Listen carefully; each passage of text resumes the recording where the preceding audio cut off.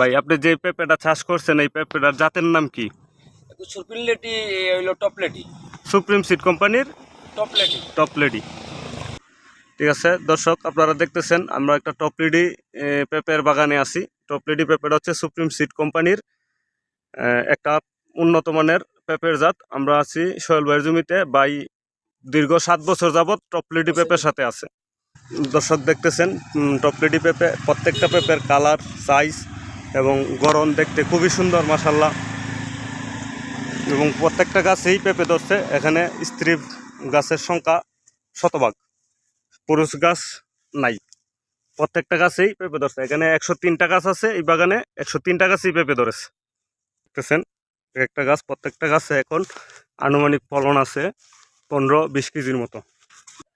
আপনার যে এলাকার আর অন্যান্য কৃষক যারা পেঁপে চাষ করে জি। তাদের সম্পর্কে আপনার পরামর্শ কি? পরামর্শ জেনে